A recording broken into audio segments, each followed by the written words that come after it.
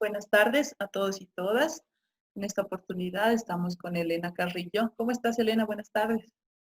Hola, buenas tardes, Pacha. Estoy muy bien, gracias. Bueno, vamos a presentar el evento indicando que es una organización de la Coordinación del Ámbito de Edificaciones de la Facultad de Arquitectura, Artes, Diseño y Urbanismo de la Universidad Mayor de San Andrés, aquí en Bolivia. Como habíamos indicado, en esta oportunidad estamos con Elena Carrillo Palacios desde España. Ella es activista, arquitecta y feminista. Su trayectoria profesional se orienta hacia las poblaciones más desfavorecidas, promoviendo una arquitectura socialmente justa que permita a las mayorías, especialmente a las mujeres, participar activamente en el mejoramiento de su hábitat.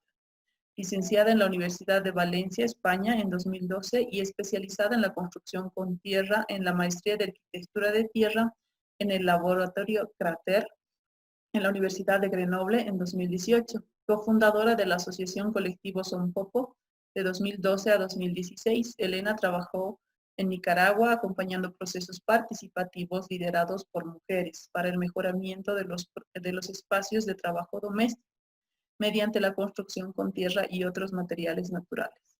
En 2018 integra la red Mesoamérica para seguir con su trabajo en la región mesoamericana, acompañando procesos de producción social de vivienda bajo un enfoque de las culturas constructivas locales.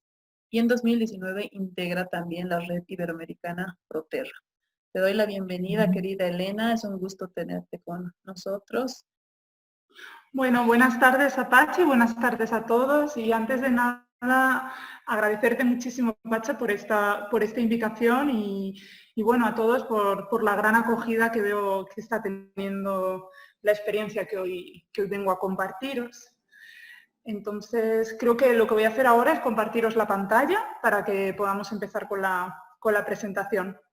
Bueno, pues como ya anunciaba Pacha, la presentación que os voy a compartir esta tarde la he llamado Construir con tierra entre mujeres, aprendizajes desde una perspectiva de género. Esta presentación recoge un poquito el trabajo que he realizado en los últimos 8 años, principalmente en la región mesoamericana, y que hoy me gustaría compartirles. He dividido la presentación en 3 partes. Una primera parte en la que os voy a hablar un poquito más sobre el enfoque del trabajo. Una segunda parte, que es la parte central, que es el aprendizaje desde la experiencia, porque yo siempre digo que mi experiencia profesional y todo lo que he aprendido lo he aprendido en la práctica y de la gente, y especialmente de las mujeres. Y luego tendremos una tercera parte en la que hablaré más de una parte teórica de investigación-acción. Entonces, bueno, empezando con la parte del enfoque de trabajo, me gustaría compartiros un poco cuál ha sido mi experiencia profesional. Me gusta siempre hablar de que es una práctica comprometida con el derecho al hábitat adecuado. Yo estudié en la Universidad de Valencia y realicé mi proyecto final de carrera en la Universidad de Sao Paulo. Y fue ahí donde entendí para qué para mí servía la arquitectura y empecé a entender el derecho, qué quiere decir el derecho a una vivienda adecuada. Más adelante, al año siguiente, me fui a Nicaragua y allí pasé 4 años de mi vida, donde cofundé el colectivo Son Popo y también tuve la oportunidad de decirlo, de trabajar con mi querida amiga y maestra Dulce María Guillén, de la que aprendí muchísimo de lo que sé de la construcción con tierra hoy en día. Y entonces ahí fue cuando entró la tierra como una herramienta para mejorar la vida de la gente. Y en ese mismo proceso de trabajar con la tierra y con la gente empezamos a aplicar metodologías de la educación popular. Y más adelante, creo que sin saberlo mucho, ya estábamos aplicando una perspectiva de género a nuestro trabajo de una manera bastante natural, pero poco a poco fuimos poniéndole nombre a las cosas. Entonces, después de esos 4 años en Nicaragua, me fui a Grenoble a hacer la maestría de construcción con tierra y desde entonces he empezado a trabajar un poco entre Grenoble y Centroamérica y México, donde, como bien decía Pacha, trabajo con la red Mesoamérica en diferentes proyectos, principalmente en México, Honduras y El Salvador. En cuanto a los ejes transversales del trabajo que promovemos, voy a hablar siempre en plural, porque aunque hoy estoy yo haciendo esta charla, creo que es importante hacer un reconocimiento de que esto es un trabajo colectivo de mucha gente. son muchos compañeros de colectivos un poco y de la red Mesoamericat que han nutrido este trabajo a lo largo de los años y principalmente las mujeres. Entonces, bueno, hablamos de perspectiva de género como una herramienta que nos permite revertir los fenómenos de desigualdad. Ese es uno de los principales ejes de trabajo. Luego tenemos la producción y gestión social del hábitat, entendiéndola como un posicionamiento que hace referencia a los grupos organizados y a aquellas personas que se organizan para dar respuesta a la problemática del habitar. Luego tenemos el tema de las culturas constructivas. Para mí las culturas constructivas es la dimensión material e inmaterial del hábitat construido y compartido por una sociedad en interacción con su entorno, tomando en cuenta los aspectos culturales, los sociales, los simbólicos, los económicos y también los medioambientales. Y por último tenemos el pilar de la educación popular y el aprendizaje experiencial, que son pues, las pedagogías críticas y comprometidas con los sectores populares que se basan en la participación activa de los sujetos partiendo de sus propios saberes y sus propias prácticas. Para mí ese punto también es muy importante. Siempre trabajamos bajo un enfoque de intercambios de saberes. Entrando un poquito más en el tema de la problemática desde una perspectiva de género, en el tema del habitar, bueno, como ya les adelantaba, hay un desequilibrio de poder basado en el género. Y eso nos lleva a que haya una serie de problemas, por ejemplo, en el tema económico. Las mujeres son más pobres que los hombres a nivel mundial y, por ejemplo, también tienen muchos más trabajos informales, lo que en el tema de la vivienda les dificulta más poder tener acceso a un crédito, por ejemplo. En el tema de las legislaciones y las prácticas, encontramos prácticas muy discriminatorias. Por ejemplo, el tema de la herencia de las propiedades suele ser entre hombres y las mujeres suelen quedar fuera. Y al final eso también no permite que la mujer, por ejemplo, pueda salir de los círculos de la violencia de género porque la vivienda a ella no le pertenece. Y en muchos casos también existen prácticas en que la vivienda pertenece al hombre, aunque no sea por herencia, se pone a su nombre.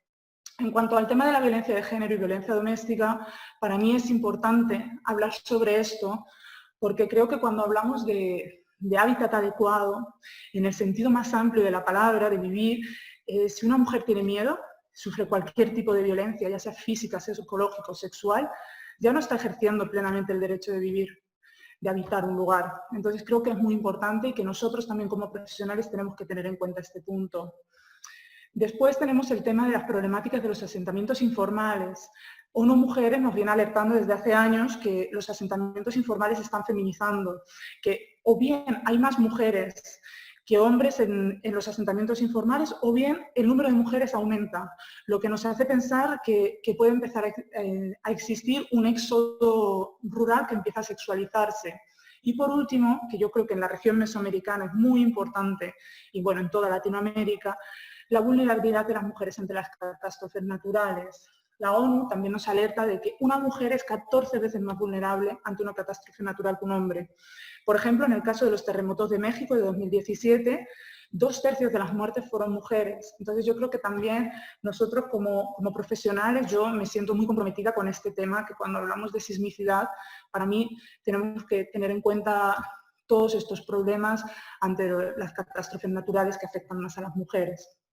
Entonces, bueno, después de esta pequeña introducción más teórica del trabajo, quiero pasarme a lo que es más de lleno el aprendizaje desde la experiencia de mi trabajo.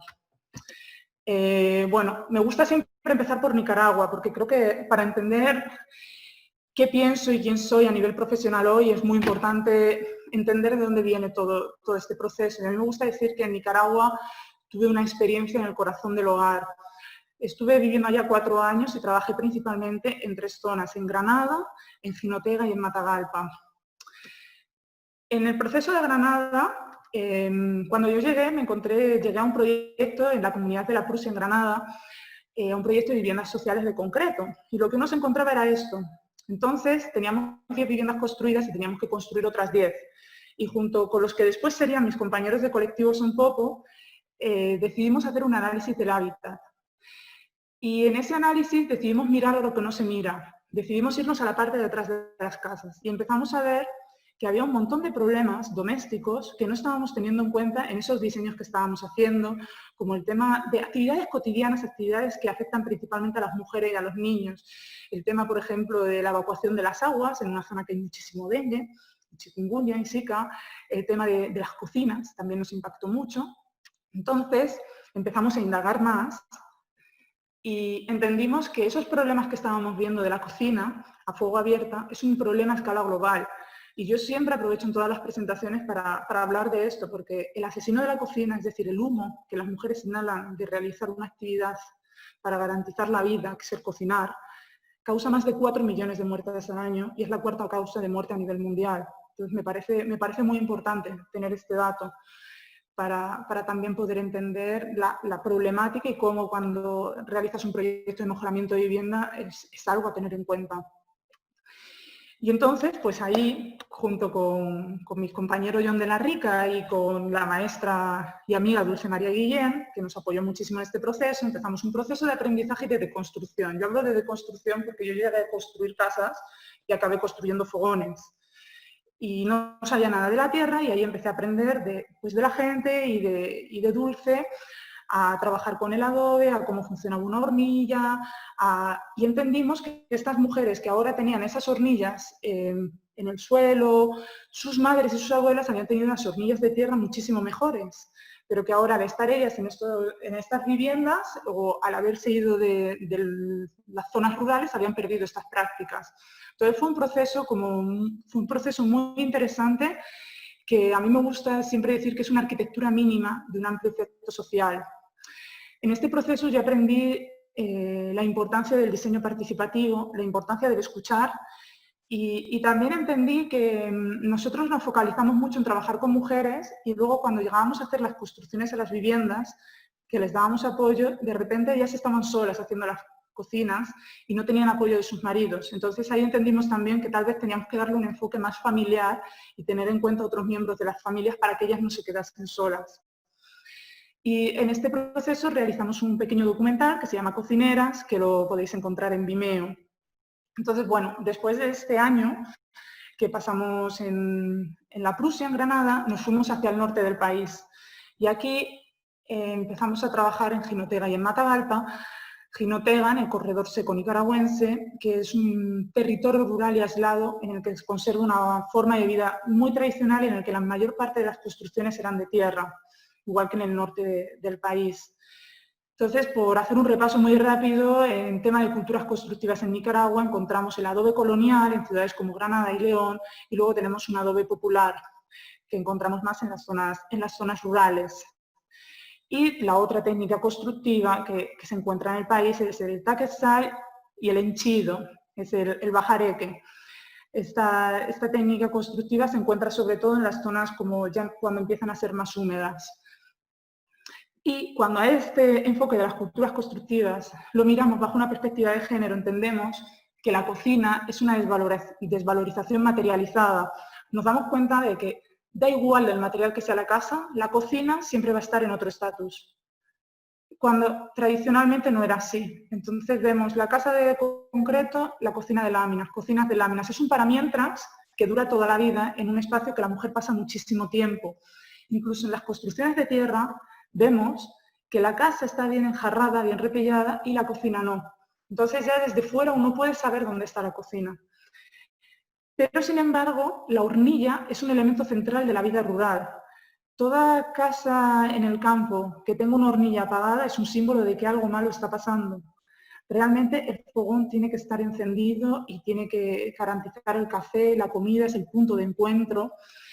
Y por eso también podemos hablar de que la cocina y los elementos que encontramos en ella es una arquitectura del cotidiano que está íntimamente adaptada a las necesidades de la familia. Por ejemplo, encontramos este dispositivo para la evacuación del agua y luego también encontramos este agujero, que yo también lo he visto en México, en el istmo de Tehuantepec, que siempre está en una pared que está orientada hacia el acceso principal de la casa. Entonces las mujeres desde aquí pueden controlar el acceso a las viviendas y a mí me parece súper importante porque ellas de ese modo se sienten seguras cuando se quedan solas en la casa esas largas jornadas de trabajo. Y también, como yo decía, el tema del humo es un problema, pero el hábitat, la familia tiene en cuenta el tema del humo, entonces por eso hablamos de un hábitat que toma en cuenta el humo y encontramos distintos dispositivos para la evacuación de sus humos. Incluso, por ejemplo, esta es una vivienda segoviana la cocina suele estar separada del resto de la casa y este es el espacio de vida. Y asimismo, cuando miramos a la construcción con tierra, pensando también en qué aportes hacen las mujeres, nos damos cuenta que el mantenimiento de las casas tenemos unos roles de género que están vinculados a las labores de cuidado. Las mujeres cada día son las encargadas de darle mantenimiento a sus hornillas, cada día. También, semanalmente, reparan los suelos de tierra, al igual que mensualmente o cuando se necesita van reparando las paredes exteriores e interiores de la vivienda. Vemos que son prácticas entre mujeres y que normalmente una vez al año, normalmente antes de Navidad, junto con otros miembros de la familia, principalmente mujeres, realizan un repello de toda la vivienda, que es coincidiendo con el final del periodo de lluvias y esperando el periodo festivo en el que llegan otros miembros de la familia. Entonces, aquí os voy a compartir estas dos experiencias en Jinotega y en Matagalpa, en las que realizamos una misma metodología en los procesos comunitarios. El primero fue un proyecto de fogones mejorados, principalmente, y el segundo ya fue un proyecto en el que trabajamos la mejora de los espacios de trabajo doméstico y en el que se hicieron también las construcciones de los espacios de cocina, en algunos casos.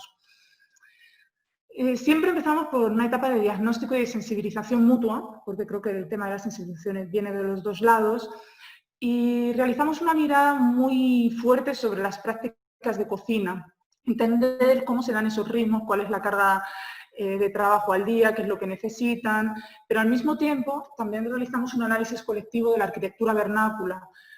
Para mí es importante siempre entender qué le gusta y qué no le gusta a la gente y cuál es su percepción sobre las técnicas constructivas principales que se dan en un lugar. En estos casos, en Nicaragua, en las zonas que hemos trabajado era el adobe y el bajareque.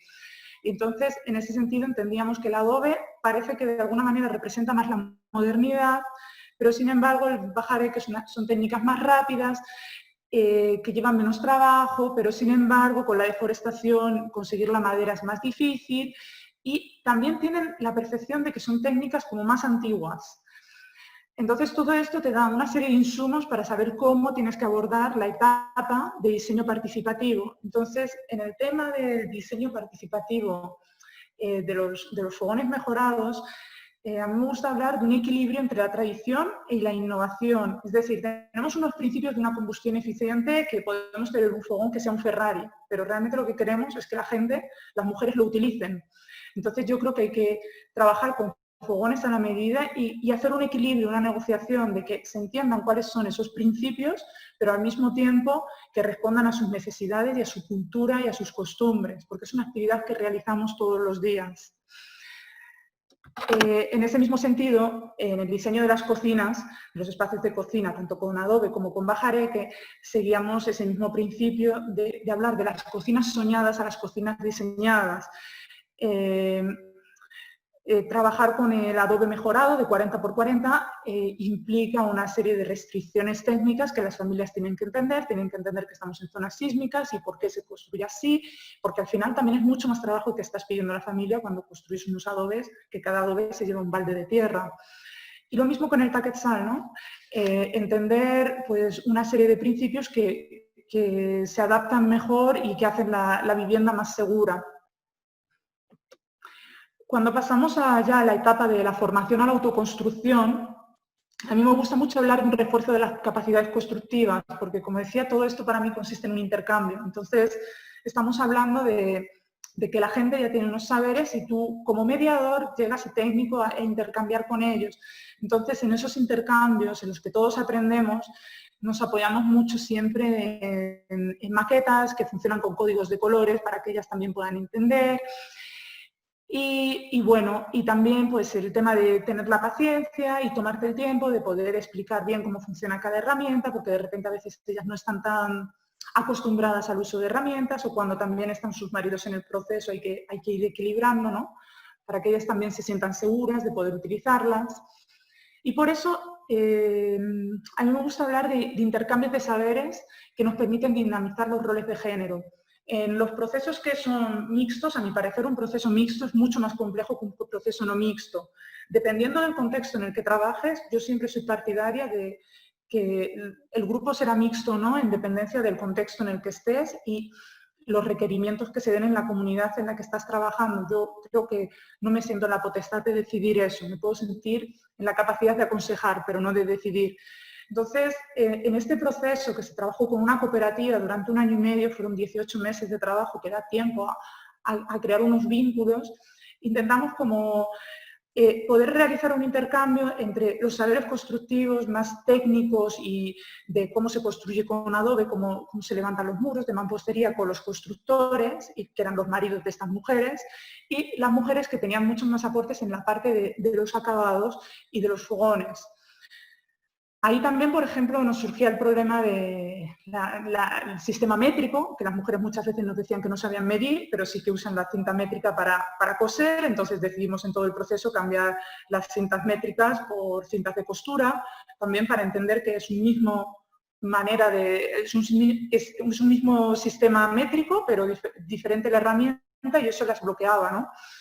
Entonces, creo que este proceso me pareció muy interesante, el respeto y el intercambio que se dio entre las parejas, pero insisto, es que es un proceso bastante largo con una cooperativa ya muy bien organizada. En ese mismo sentido, trabajamos mucho sobre el mejoramiento de las técnicas constructivas tradicionales, estudiando con ellas cuáles eran los principales problemas que veían en los acabados y en los suelos. Y para ello también contamos mucho con el apoyo de Liz Johnson de Nicaragua Pueblo Project para esta parte de los acabados en tierra, que también nos permitía abrir nuevos horizontes formales y estéticos. Yo creo que de repente poderle dar otra lectura, otra visibilidad, otra estética a tu vivienda de tierra para ellas también es muy importante. Incluso poder aprender a hacer otro tipo de suelos con aceite de linaza que te permite impermeabilizar, de abrir otros horizontes y crearte otras perspectivas también para deconstruir un poco esa idea de que construir con tierra es un poco cosa de pobres, ¿no? Y bueno, pues cuando pasamos a la etapa de acompañamiento a la autoconstrucción, como vemos en las fotos, son construcciones familiares basadas en la entreayuda, porque como decía al principio, aunque todos los procesos que hemos realizado son liderados por mujeres, siempre están abiertos a los maridos, a los hijos, siempre y cuando exista un respeto de la mujer está liderando el proceso. Y nosotros como mediadores realizamos un seguimiento de las obras familiares. Por ejemplo, en las obras de Bajareque, intentamos buscar también como nuevos aportes estéticos que pudiesen dar otra lectura a la vivienda, porque para ellos eran viviendas de los abuelitos, entonces empezamos a integrar botellas, a hacer algunos diseños en las paredes, también para que pudiesen sentir que podían tener una vivienda más moderna también de Bajareque. Y pues a nivel de evaluación creo que es interesante hablar de este proceso de fogones mejorados en Jinotega, hablar de un mejoramiento integral de la cocina y del hábitat. Y es que fue increíble porque de un pequeño elemento como es el fogón, las familias empezaron a construir cocinas nuevas de una manera súper espontánea que nosotros no nos esperábamos. Empezaron a hacer diseños, empezaron a pintar sus casas, porque de repente vieron cómo se le daba importancia a sus saberes constructivos. Entonces eso también nos dio insumos para el siguiente proceso, el de Matagalpa, en el que ya trabajamos el tema de la cocina, para afrontarlo de otra manera y ya integrarlo desde el principio y dar esa posibilidad y nosotros estar preparados. Y por eso en este proceso de Matagalpa a mí me gusta mucho hablar de construcciones habitadas. Como pueden ver, la mayor parte de las familias eligió trabajar con adobe de 40 por 40, pero cada cocina tenía sus propios detalles, su propia apropiación, su propia identidad, que para mí eso fue como muy, muy importante. Y bueno, pues después de este tiempo en Nicaragua, cuando realicé mi pasantía de cráter, empecé a trabajar con la red Mesoamerica y eso me permitió trabajar a una escala regional.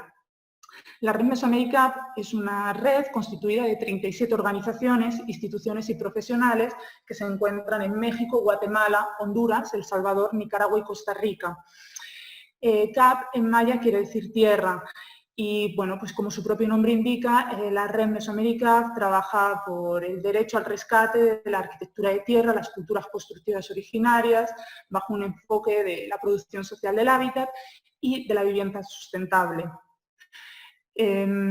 Yo he rescatado 3 experiencias que tuve con ellos en el año 2018 y otra en el 2020, que se centran en San Mateo del Mar, en el istmo de Tehuantepec en México, en los municipios del sur de Jalisco y en la Huasteca Potosina. Los 3 casos que os voy a contar son en México porque me parece muy interesante el proceso que se dio con las mujeres. En el caso de San Mateo del Mar fue una de las regiones más afectadas por el terremoto de 2017 y allí encontramos que muchas de las viviendas son de palma, que es una arquitectura flexible y resiliente, pero sin embargo en los últimos años el bloque ha entrado con muchísima fuerza y va imponiéndose a la palma, y también en el tema de la reconstrucción, pues la mayor parte de la gente se decantó por el bloque, pero encontramos que esos saberes constructivos siguen ahí. Yo fui a San Mateo del Mar a apoyar un proceso que la organización COPEBI de México estaba llevando a cabo junto con 2 organizaciones comunitarias locales en febrero de 2018, 6 meses después de los sismos. Y fui a apoyarles en un proceso de mejoramiento de sanitarios ecológicos. Ellos decidieron promover unos sanitarios ecológicos de Bajareque. Entonces, bueno, cuando yo llegué, esta fue la situación que me encontré, a trabajar con un grupo de hombres, constructores, a los que estábamos haciendo pues, talleres en obras escuelas, y cuando hacíamos las jornadas de tequio, las mujeres, sus aportes era el cocinar, ¿no? Muchas veces en estas jornadas de tequio las mujeres son las que cocinan. Pero sin embargo, al cabo de unos días entendí que la organización comunitaria que estaba llevando adelante el proceso, Monopacuí, es una organización de mujeres, todo eran mujeres. Entonces decidimos, junto con COPEBI, empezar a hacer unos talleres con las mujeres de Monopacuí. Y en esos talleres yo aprendí mucho de cómo ellas habían vivido los sismos y cómo les había afectado sus viviendas. Y también aprendí que ellas, porque es decir que en esta región, en el istmo de Tehuantepec, la técnica constructiva es la palma y nosotros estábamos construyendo con Bajareque. Entonces el tema de la tierra no era dominado por los constructores porque era algo bastante nuevo. Entonces entendí que las mujeres, ellas a través de la cerámica conocían muy bien el trabajo con la tierra. Entonces propusimos unos talleres de acabados con el grupo mixto de los constructores y este grupo de mujeres, y la verdad es que fue súper enriquecedor porque realmente las mujeres demostraron que sabían muchísimo de tierra, y también empezaron a hacer, fue muy interesante, empezaron a hacer aportes bastante interesantes a nivel estético que se correspondía mucho con su identidad cultural. Y bueno, por terminar esta parte, a mí me gusta de este proceso hablar de que la reconstrucción social del hábitat que se llevó a cabo en San Mateo del Mar con estos sanitarios ecológicos también fue una oportunidad de mejoramiento, porque los baños realmente eran una necesidad bastante grande y las mujeres se exponen a muchísima vulnerabilidad después de un terremoto, y una actividad básica como ir al baño se convierte en un problema y en un peligro.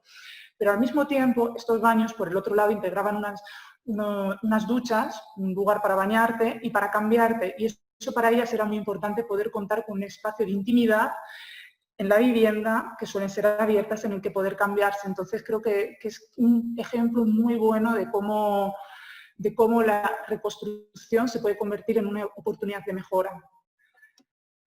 Bueno, ahora voy a saltar hasta el sur de Jalisco, en México. Aquí estuve trabajando con la Escuela Ecofeminista Benita Galeano, una organización muy amiga con la que sigo trabajando hoy en día, con Carmen García y las compañeras.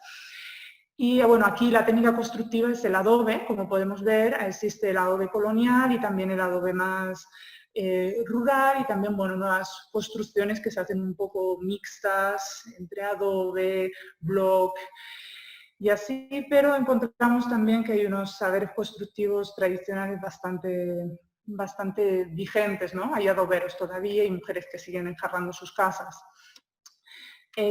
Con esta escuela ecofeminista lo que ellas me propusieron fue realizar talleres para resignificar los saberes de las mujeres en la construcción con tierra. Y a mí me pareció súper interesante el enfoque, porque la propuesta fue de rescatar todos esos saberes que ellas tienen, principalmente en los acabados, en las recetas de acabados, y poder compartirlos, por un lado, Pero por otro lado, propusieron que ellas también querían tener acceso a conocimientos constructivos que se habían masculinizado, que ellas querían aprender a construir con Adobe, a construir con Bajareque, a comprender los sistemas constructivos. Entonces hubo esa doble vía de trabajo que para mí fue muy interesante y de hecho hoy en día seguimos trabajando porque la idea es construir en Bajareque o en Adobe un centro para la escuela ecofeminista en los próximos años.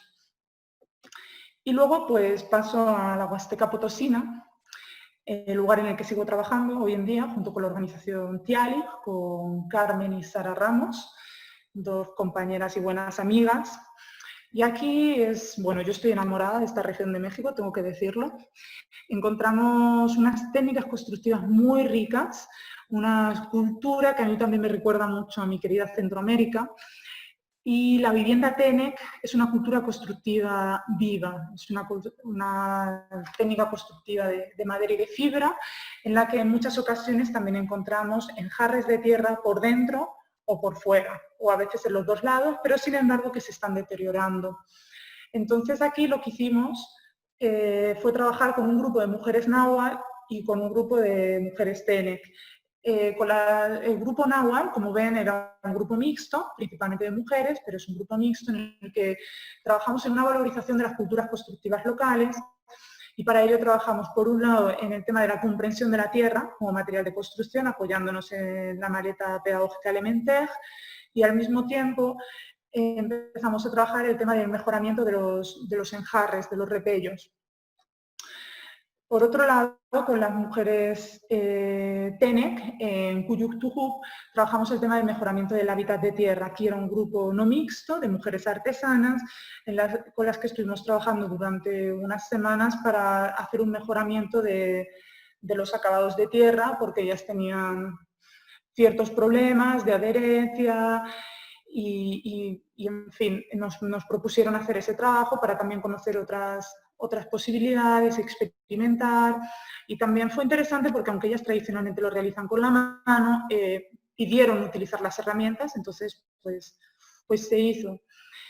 Y pues por seguir con la Huasteca, hoy en día estamos en un proyecto de 2020 a 2023 en el que estamos en un proceso de construir un centro de artesanías para las mujeres del mercadillo comunitario de la Huasteca, y entonces lo que ellas nos están proponiendo es hacer un centro de artesanías con las técnicas constructivas tradicionales. Para ello, el primer paso que hemos dado es realizar un diagnóstico de las culturas constructivas en Tanjasne, que es una de sus comunidades, para poder entender cómo es la cultura constructiva tradicional, y lo que hicimos fue realizarlo con mujeres. Porque nos pareció importante también qué aportes ellas nos pueden dar, ellas que van a estar construyendo y liderando el centro de artesanía, qué aportes ellas nos pueden dar. Y saben un montón. Al principio llegas y te dicen que no saben, pero luego, aunque hayan construido la vivienda con sus maridos, aunque ellos hayan hecho la parte de la estructura, saben perfectamente cómo se hace, solo hay que darles el tiempo y el espacio para que lo cuenten. En ese mismo sentido, también realizamos unos talleres de intercambios de saberes. Por ejemplo, aquí vemos, ¿no? Llegamos al taller, entonces había dos actividades. Una actividad que era construir un techo de palma y una actividad que era hacer un muro de Bajareque, que sistemáticamente el grupo se divide, hombres por un lado, mujeres por otro. Y bueno, pues aquí cuando empezamos a hacer el tema del techo, ya hubo algunas mujeres que dijeron, no, yo quiero aprender. Yo sé que tradicionalmente esto yo no lo he hecho, pero yo quiero aprender. Entonces aquí Maribel, la presidenta de la cooperativa, se subió al techo y ya fue un paso, es un pequeño paso, pero un paso grande, porque es la primera, pero luego vendrá otra después. Y ya cuando hablábamos después en los talleres de diseño cómo iban a construir, ella decía, yo me puedo subir al techo a pegar palma. Y bueno, en la parte de los enjarres vemos que son unas prácticas que se dan muy naturalmente entre muchas generaciones diferentes, principalmente mujeres, vemos desde las niñas hasta las abuelitas, poniendo la tierra sobre las paredes de Bajareque. Y en ese sentido, para terminar con la parte de TIALI, pues en la parte del diseño participativo realizamos varias actividades porque la idea es de diseño con ellas para entender el programa, también de visitas a los mercados que ponían una vez cada 15 días en Ciudad Valles, Y la idea es construir un centro de artesanías que responda a su identidad cultural, pero también a sus necesidades de hoy en día. Entonces, bueno, estamos en ese proceso, ahora por las condiciones del COVID, no sabemos muy bien cuándo seguiremos, pero esperamos que sea el próximo año. Y por último, como experiencia de trabajo, quiero compartirles una experiencia muy interesante que he tenido este año en Grenoble, en la ciudad en la que vivo, una experiencia en los barrios populares en Francia, que me podéis decir, bueno, ¿y esto? Estos edificios así, ¿qué tienen que ver, ¿no? con la tierra? Pero resulta que en estos edificios así también vive gente de muchos orígenes. Y mucha gente proviene de países en que la construcción con tierra son culturas constructivas vivas. Entonces, por eso propusimos, junto con la Universidad Popular de la Villeneuve, del barrio en el que se realiza este trabajo, un ciclo de talleres Colores, Tierras y Mujeres, para justamente valorizar un intercambio de saberes de, bueno, ustedes han llegado a Europa una vez que se han casado y llegan y de alguna manera se tienen que homogeneizar a una cultura, pero también ustedes vienen de unos lugares que tienen muchísimo que aportar y a nosotros nos interesa saberlo.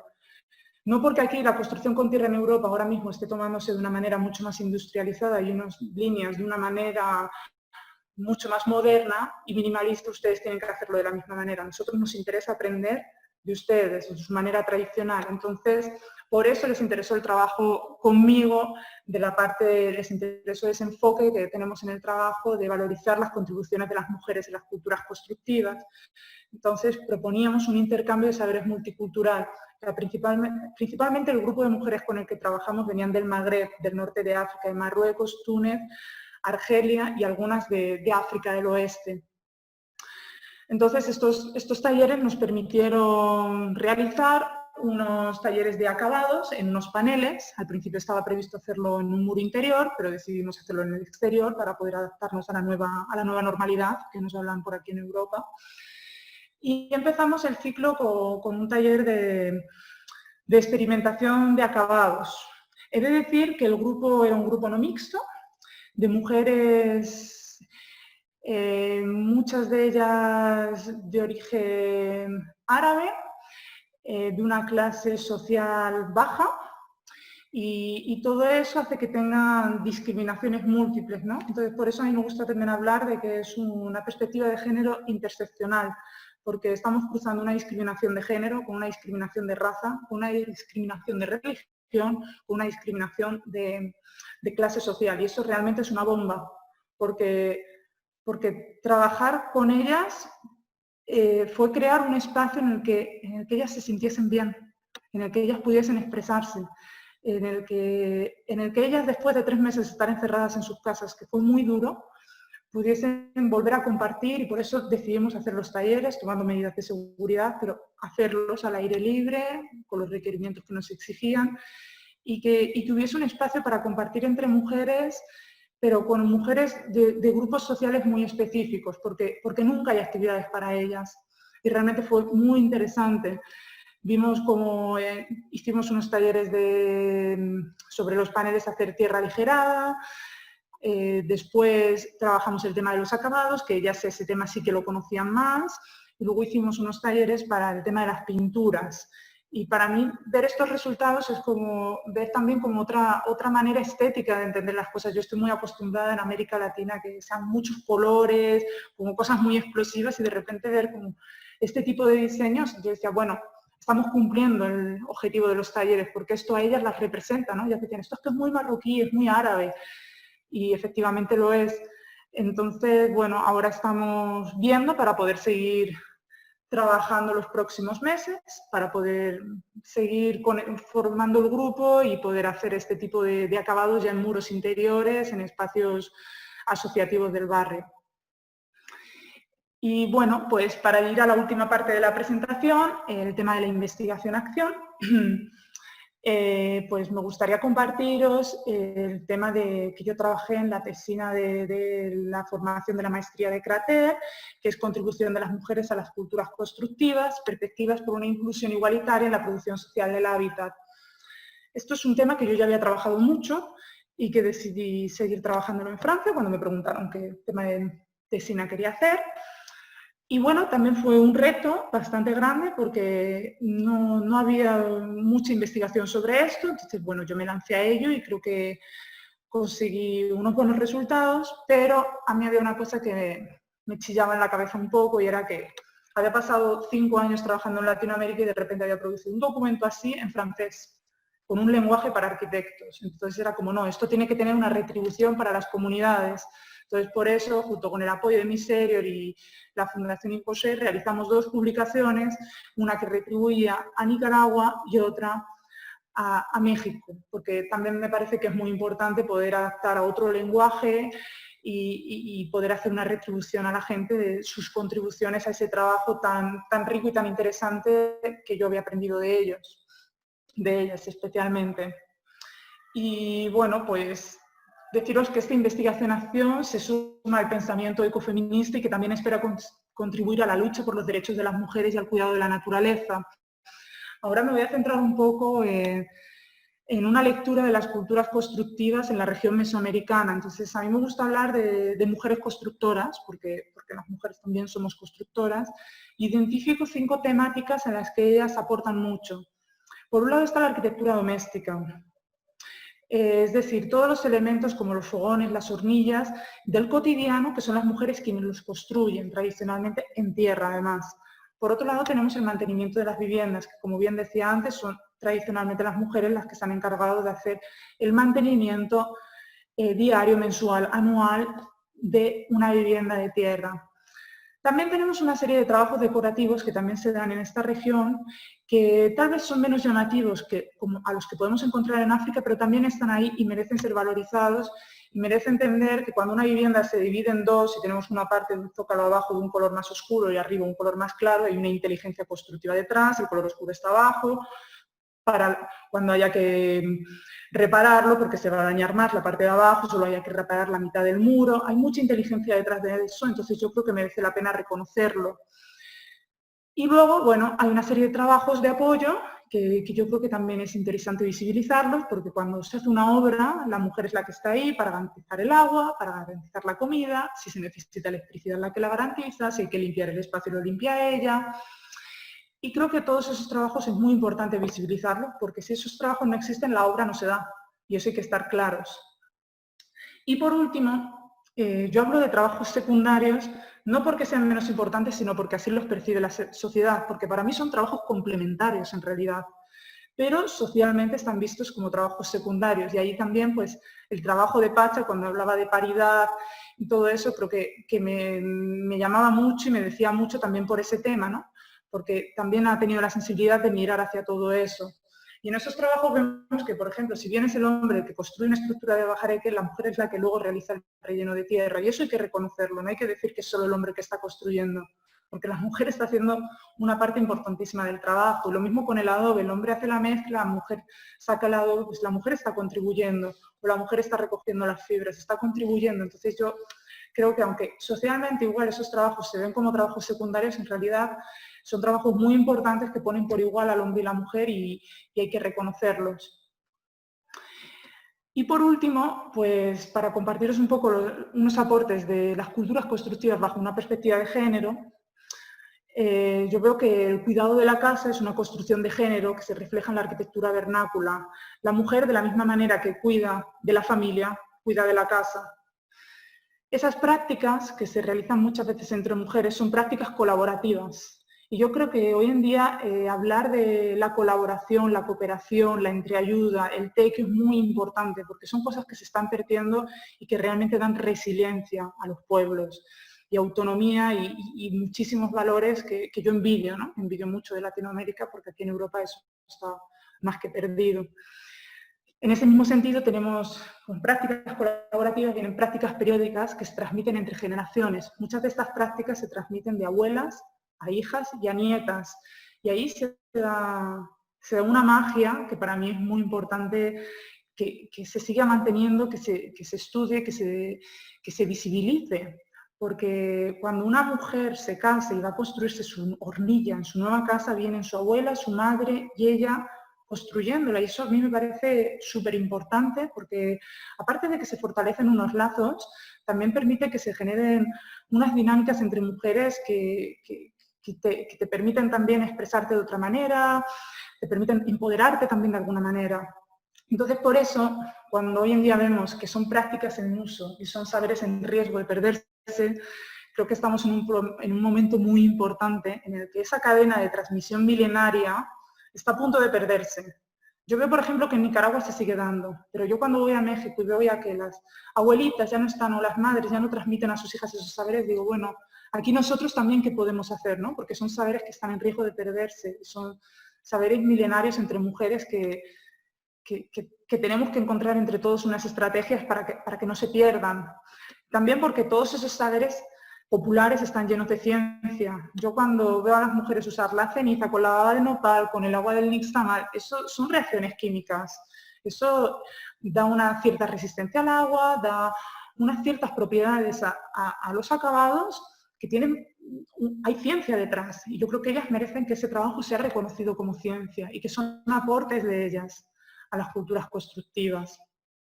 Para mí este punto es como muy, muy importante. También cuando trabajaba con las compañeras de la escuela ecofeminista, ellas me insistían mucho sobre este punto de la importancia de hacerles ver a las mujeres que esos saberes que ellas tienen también son ciencia y nombrarlos, porque cuando las cosas se nombran se hacen reales. Y pues ya por último quería compartiros algunas lecciones aprendidas de este caminar.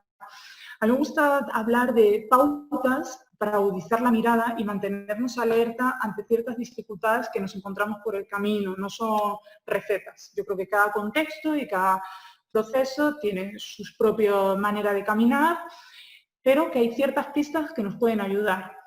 Yo veo que en el tema de las culturas constructivas tenemos que hablar de nuevas realidades, construcción de respuestas. Hay que adaptarse a la realidad de hoy en día y la cultura constructiva, que es una cosa siempre en evolución, pues se presenta como un imperativo adaptarla. Yo he visto mucho el tema del ahorro del tiempo. Muchas mujeres me dicen, yo no sigo haciendo el mantenimiento de mi vivienda, no enjarro la casa porque no tengo tiempo, porque ahora ya estoy trabajando, porque la dinámica familiar ha cambiado. Entonces creo que también ahí nosotros podemos hacer ciertos aportes para conseguir un ahorro de tiempo a través de un mejoramiento técnico u organizativo. También siento que el tema de aprender desde la experiencia, el utilizar metodologías participativas y herramientas pedagógicas que favorezcan un diálogo y un aprendizaje, fomentando también un pensamiento crítico, son fuertes aliados cuando estamos promoviendo procesos de aprendizaje horizontales y sobre todo con mujeres. Luego hay un punto que para mí es muy importante, que es el tema de una logística desde la realidad de las mujeres, porque yo me he encontrado muchos procesos en que me dicen, el proceso no, es que no funciona trabajar con mujeres, es que es muy difícil. Y muchas veces el problema está que nuestros proyectos no se adaptan a la realidad de la mujer, que hay una serie de factores logísticos y organizativos que influyen fuertemente en su participación. Por ejemplo, yo en México aprendí mucho sobre el transporte, sobre los caminos seguros, sobre la ubicación del taller, sobre no ponerlas en riesgo para que ellas vengan a un taller, sobre los horarios se tienen que adaptar a que tienen hijos, a que tienen que ir al mercado, que tienen un montón de actividades que ellas tienen que seguir garantizando. Los ritmos de los talleres, pues tal vez no pueden ser talleres de día entero, tienen que ser talleres de mediodía, no puedes hacer talleres todos los días. Suelen ser procesos más largos, pero también se necesitan, hay que adaptarse a esa realidad. Y también a mí me parece que los niños, para mí son una fuerza, porque las mujeres vienen con los niños, entonces yo creo que es bastante pertinente proponer talleres para los niños en paralelo a los talleres que se hacen con las familias y con las mujeres, porque son el futuro. Entonces, más bien que proponerle a las mujeres que vengan sin los hijos, que entonces van a tener una carga más de qué hago con el niño, más bien es, bueno, vamos a integrar al niño al proceso. Luego hay otro punto que es el tema de adaptar la obra a escuela y las líneas de producción. Yo creo que hoy en día el mundo de la construcción con tierra, igual que el mundo de la construcción, está bastante masculinizado. Entonces, para que nosotras también nos sintamos reconocidas, hay que hacer un proceso de adaptar las líneas de producción. Yo no es que no pueda cargar un saco de tierra de 50 kilos, es que no quiero. Entonces, creo que todas esas dinámicas de cuidado, de autocuidado, de cuidarnos, que tal vez las mujeres lo tenemos más presente, es muy importante integrarlo en las obras de escuelas y en las nuevas maneras de construir. Y por último, hay un punto que es el impacto sobre la economía familiar.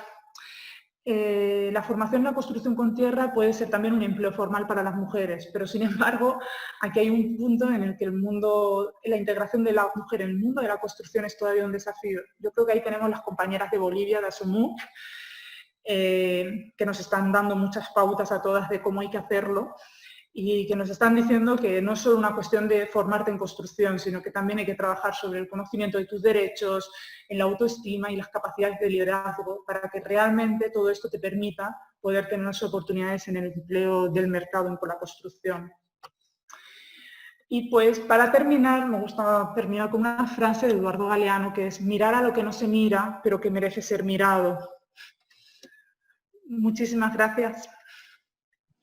Gracias, Elena. Realmente muy, muy linda la reflexión final que nos muestras y bueno, así como todo el trabajo que también nos has podido mostrar, me he dado cuenta que cómo nos parecemos, ¿no? En cuanto a la cultura, parecemos ser distintos, pero tenemos mucha similitud y ha sido lindo también entender de esa tu visión, ¿no? Ese tu sentimiento de ver esa parte que no todos miran y también está asociada seguramente a la parte espiritual, ¿no? Que son elementos que no son tan fáciles de observar y que uno realmente tiene que entender que hay otros lugares, hay otros espacios que merecen también ser atendidos.